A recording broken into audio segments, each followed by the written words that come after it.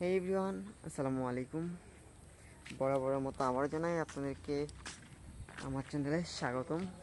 তো আজকে আমি আপনাদের মাঝে কিছু ব্লগ নিয়ে আসবো, কিছু বলতে মিনি ব্লগ একটাই।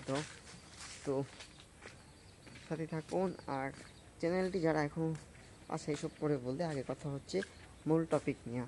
যে টপিকটা নিয়ে আজকে ভিডিও মেক করবো সেটা হচ্ছে আমাদের গ্রামীণ যে পরিবেশটা আছে সেটার উপর ভিত্তি করে আমরা কিছু জিনিস দেখাবো। আর আজকে চুলটা কাটায় আসলাম, আশা করি ভালো হয়েছে।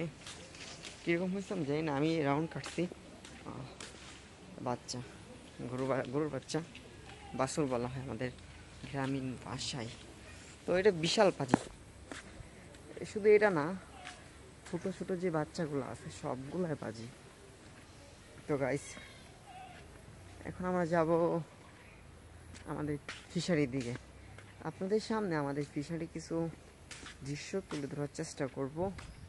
আপনার সাথে থাকুন, কোথাও যাবেন না। আর এটা হচ্ছে আমাদের পিছনেরটা হচ্ছে আমাদের বাসা, এটা হচ্ছে আমাদের বাসার রাস্তা। বর্ষাকালের জন্য হালকা পানি জমে গেছে রাস্তার মধ্যে। চলেন আমার সামনের দিকে যাই। আমার একটা ক্যামেরার ফোনের একটা মাউন্ট স্ট্যান্ড ছিল, ওইটা হারায় গেছে। ওইটা পাইতেছি না, যার কারণে একটু দুর্ভোগে আছি। হাতে ধরে ভিডিও করতে মাঝে মধ্যে এই যে এই পাশে হাতটা চলে আসছে, এতটা সুন্দর আসে না। আর এই হাতে ধরতে ধরতে হাত ব্যথা করে। ওই দেখেন অপোজিটে আকাশ, দেখছেন গাইস আকাশটা কত সুন্দর। ওইদিকে কি আচ্ছা, চলেন আমরা দেখে আসি ওইখানে কে আছে। এটা কিসের জন্য খাদ্য আনছে, তো খাবার আনছে মাছের জন্য। খাবারের উপর কি উঠে বসে আছে,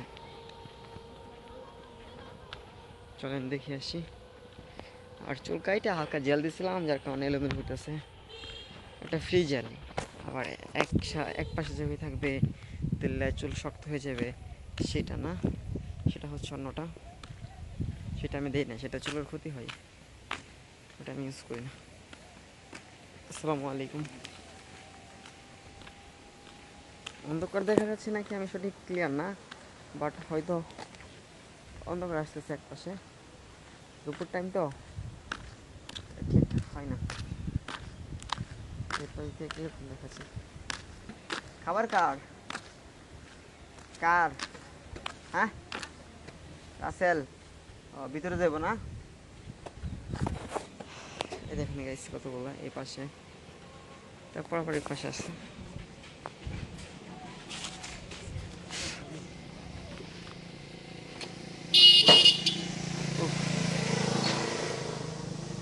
খাবারে কেমন একটা গ্রাম আসতেছে, গাড়ি আসতো না।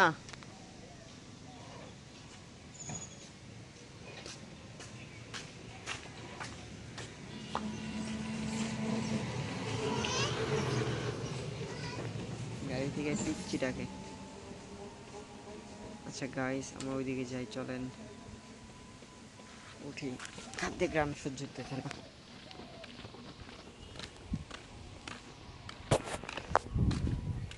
সামনের দিকে যাব।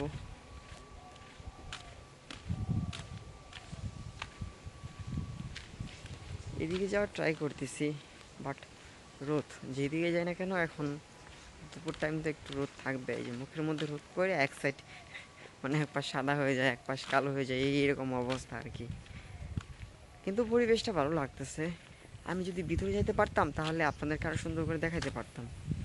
আচ্ছা যাই হোক, আজকের ব্লগটি এ পর্যন্ত। দেখা হবে আপনাদের সাথে পরবর্তী কোনো ব্লগে। সে পর্যন্ত সবাই ভালো থাকবেন, সুস্থ থাকবেন। আল্লাহ হাফেজ।